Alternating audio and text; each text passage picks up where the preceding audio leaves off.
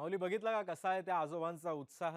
अहो संत ज्ञानेश्वर महाराज पालखी सोहळ्यामध्ये पिंपळगाव येथून आलेली श्रीराम पायी दिंडी ही रथामागे असणारी मानाची दिंडी आहे.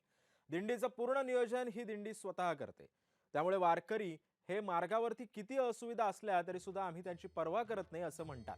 या दिंडीतील वारकऱ्यांशी बातचीत केली आमचे प्रतिनिधी प्रशांत सागवेकरांनी. पाहूया.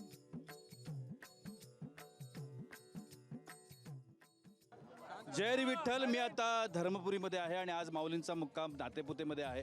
आपल्याला सगळ्यांना माहिती आहे, ज्यावेळेला माऊलींचा पालखी सोहळा हा पंढरपूरच्या दिशेनं मार्गक्रमण करत असतो त्यावेळेला रथाच्या मागे आणि रथाच्या पुढे अशा पद्धतीनं दिंड्या या प्रवास करत असतात, मार्गक्रमण करत असतात. आत्ता माझ्याबरोबर एक दिंडी आहे जी प्रवास करते आहे माऊलींच्या या सोहळ्यामध्ये. स्वागत आहे तुमचं या सोहळ्यामध्ये. आणि या हे दिंडीचे प्रमुख आहेत. आपण यांच्याकडून माहिती घेऊया.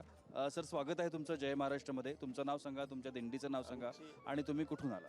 आमची दिंडी पिंपळगाव खडकी श्रीराम पायी दिंडी सोहळा पिंपळगाव खडकी आळंदी या ठिकाणावरून आमचं प्रस्थान झालं आणि आजपर्यंत राम नामाच्या घोषापर्यंत आम्ही आज यातपर्यंत पोहोचलो आहोत. दिंडीचं नाव काय तुमच्या?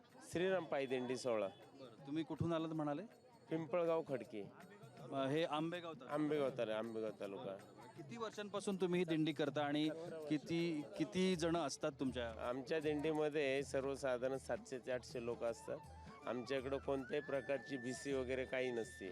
म्हणजे बिगर भीसीची आम्ही दिंडी चालवतो. आमच्या दिंडीतर्फे सर्व लोकांना अन्नदानाचा स्वाद मिळतो चांगल्या पद्धतीने. यावर्षी सगळ्याच दिंड्यांमध्ये वारकरी संख्या वाढली आहे का? नेमकं काय झालंय? ह्या वर्षी तसं जर पाहिलं तर ह्या वर्षी वारकऱ्यांची संख्या कमी झालेली आहे. शासनाने जो नियम GR काढला आणि आळंदीमध्ये पूरग्रस्त स्थिती निर्माण झाल्यामुळं त्यांनी दिंडींना प्रस्तावना थांबवली होती. त्यामुळं दिंड्या पुण्यातून प्रस्थापित झाल्यात. त्यामुळं काही ज्या दिंड्या आहेत त्या आल्या नाहीत. म्हणजे बिगर नंबरच्या ज्या नंबरच्या दिंड्या होत्या त्या सगळ्या आलेल्या आहेत. आता आपल्याला जर आपण रस्त्याने बघितलं तर समाज खूप मोठा दिसतोय. त्याचं कारण काय आहे? एवढं ट्रॅफिक आहे, एवढं मोठ्या संख्येनं लोक चालतात. दरवर्षीच्या मानाने कमी आहेत. ते इथून पुढे वाढत थोडं वाढत चालते. अजून समाज वाढलेला नाही, वाढणार. साधारणतः आषाढीला किती समाज पंढरपूरमध्ये असेल असं वाटतं? 27 ते 30 लाख इतका समाज असू शकतो इतर दिवसाच्या याने कल्पनेने. आता तुम्ही दरवर्षी वारीमध्ये सहभागी होत असता, दिंड्यांमध्ये सहभागी होत असता. आत्ता ज्या काही सोयीसुविधा शासनानं या वारी मार्गावरती केलेल्या आहेत त्या पुरेशा आहेत असं वाटतं? प्रथमतः अशी गोष्ट ही का आम्ही आमचंच सुखसोयी पाहतो. आम्ही स्वतः त्या करतोय. त्यामुळे शासन काय देतं आहे काय नाही याच्याकडे आम्ही लक्ष देत नाही. आम्ही आमचा राम नाम घोष, आम्ही आमची दिंडी याच्यावरती समाधानी आहोत. शासनाने द्यावं ही सुद्धा आमची अपेक्षा नाही.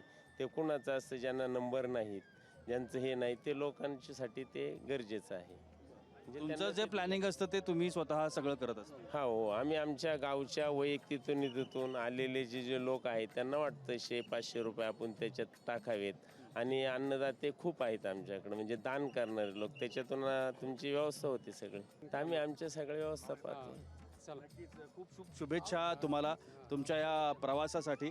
आणि आमचे जे प्रायोजक आहेत ग्रीन गोल्ड सीड्स यांच्याकडून तुम्हाला हे एक छोटंसं गिफ्ट तुमच्या या संपूर्ण दिंडी सोहळ्याला आणि तुमची ही वारी, तुमची ही दिंडी सुफळ संपूर्ण हो या शुभेच्छा. कॅमेरामन नित्यानंद नाईकसह मी प्रशांत सागवेकर, जय महाराष्ट्रसाठी धरमपुरीमधून.